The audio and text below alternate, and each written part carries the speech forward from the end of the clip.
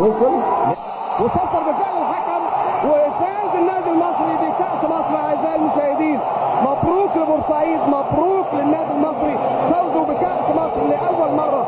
فرحة غامرة في استاد القاهرة اعزائي.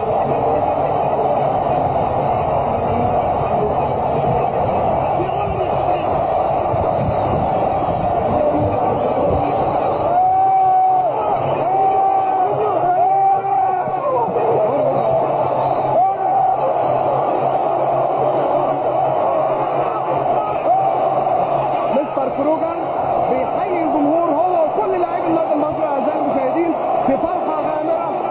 يمكن بيشرف استاد القاهره لاول مره منذ عهد بعيد جدا.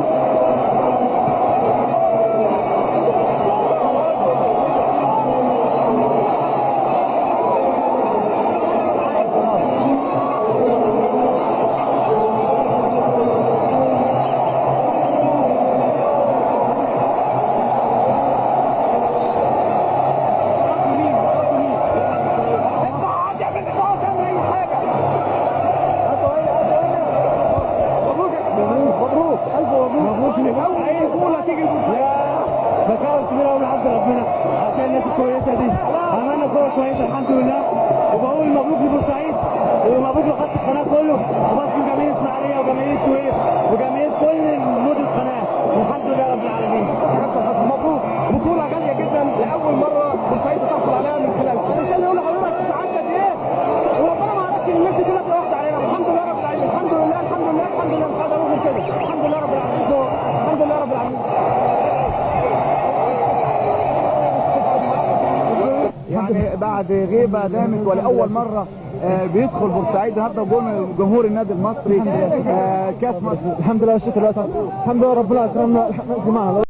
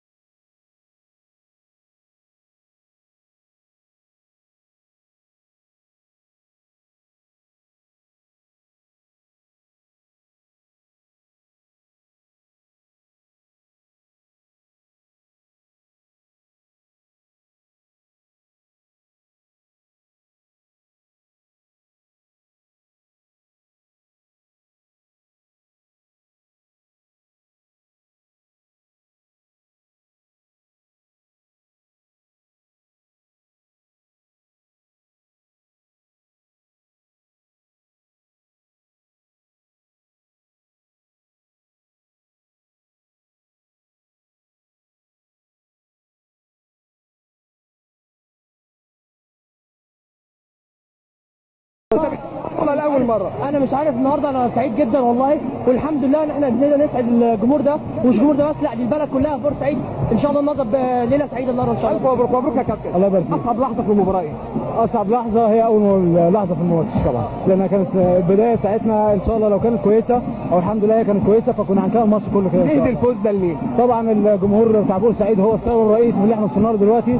ويمكن انا حققت قبل كده بطولات مع النادي الاهلي 6-7 بطولات قبل كده، انما يمكن دي ليها طعم ثاني. النادي الاهلي لو خسر بطوله او كسب بطوله مش هتفرق معاه لانه عنده رصيد كبير، انما النادي المصري لازم كان ياخد بطوله عشان يثبت نفسه انه مش اقل من اي فرقه موجوده في مصر. الف مبروك يا فندم. مبروك. مبروك الف مبروك. يعني نقدر نقول يعني العقل المفكر لهذا الانتصار للنادي المصري. الحمد لله، ربنا يكرمنا ويكرم الشعب البورسعيدي اللي جه معانا دي، والفرحه بتاعته ومش معقول يرجع هو زعلان ابدا. ايه الفوز ده لمين؟ اللي جمهور نادي بورسعيد كله من الاول لاخر، هو الاول اساس، هو الاول، هو كله، هو الاول بالاخير. واللعيبه برضه جاي، والجهاز الفني ومجلس الاداره وسيد المحافظ، كل العالم دي كلها تعبت معانا، والحمد لله اللي ربنا وفقنا بكل حاجه. مبروك. الله يبارك فيك. علاء، احنا بنقول الحمد لله، والحمد لله كنا بنقول يا رب يا رب يا رب، وربنا نصرنا. اعزائي المشاهدين، بتتواصل الفرحه هنا في استاد القاهره، والكابتن جلال عيد يعني بطل هذا اللقاء، الكابتن جلال عيد ومحمود عاشور. بسم الله الرحمن الرحيم، الحمد لله متهيألي الحمد لله النهارده عملنا انجاز كبير بفضل الله سبحانه وتعالى، وانتم شايفين طبعا الصوره الموجوده في الملعب غير بليغ عن اي كلام يتقال في مناسبه زي دي. الحمد لله. انت بتقول احنا كان في ضربه جزاء ظلمت؟ طبعا ضربه جزاء ظالمه في الوقت بدل الضاع 4 دقايق وقت بدل ضاع، مفيش الماتش فيه 4 دقايق. المهم انت فزت مبروك. الحمد لله عشان الجمهور طيب كاس بيخش بورسعيد. الجمهور بعد الكاس دوت محافظ بورسعيد واعضاء مجلس الاداره ورئيس مجلس الاداره والشعب اللي اجى معانا ده الجمهور العظيم الوفي. مبروك يا عيسى. الله يبارك فيك يا فندم. الله يبارك فيك. مبروك. الله يبارك فيك. ويعني اديتوا النهارده اداء رائع جدا وراقي وبيسجل ليكم في تاريخ كاس مصر لاول مره. الحمد لله ان احنا قدرنا نسعد الناس دي كلها.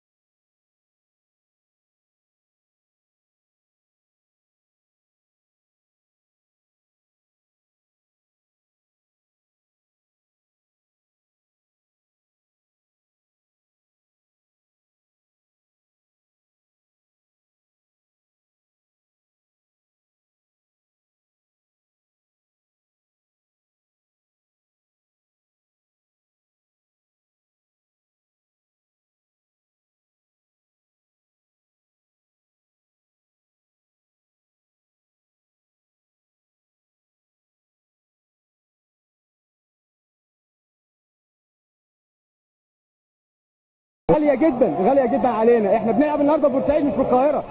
جمهورنا ده كله والاستاد الحمد لله كله منور والقناة الرابعة منورة، والف مبروك لبورسعيد وجماهير بورسعيد. عجوز مصر وفنان ومبدع وجميل. مبروك. وابتدي الفوز ده لمين؟ طبعا هو نمرة 1 بهديه لمدينة بورسعيد، وبهديه طبعا للجمهور الكبير اللي حضر وشرف النهارده لانه فعلا يستحق الكاس دي، وطبعا بهديه لمجلس الاداره وسياده المحافظ اللي هو مصطفى صادق. لو ما كنتش شاركت النهارده كان نفسيتك تبقى عامله ايه؟ والله انا اهم حاجه الفوز للنادي المصري، مش مهم انا موجود. الله يبارك فيك يا ابراهيم. ان انا ابقى موجود او مش موجود، فالنصر لنا كلنا 30 لعيب باداره بجمهور بعمال في النادي، كلنا اصحاب في النصر ده، والحمد لله ان اتحقق على ايدينا كلنا يعني. على قد ما وصل الاحتفالات والانتصارات واللقاءات النهارده كابتن حمد، والف مبروك يا فندم. الله يخليك يا كابتن علاء. بتدي النصر ده لمين النهارده؟ اولا انا بحمد ربنا وبهدي النصر ده لكل الناس اللي جت ورانا دي، اللي تعبت بقالهم 3 ايام ما بيناموش في بورسعيد، واحنا هنبقى بقالنا شهر مش هننام ان شاء الله. مبروك يا كابتن مصطفى رياض، يعني لاعب الاتحاد ولاعب النادي المصري وجاي مع زملائك النهارده بتأذنهم. بسم الله الرحمن الرحيم. طبعا الفوز ده انا مش عارف اتكلم اقول ايه. كفايه ان الناس دي كلها بتعبر، شكلها ده بيعبر عن فرحه كبيره قوي.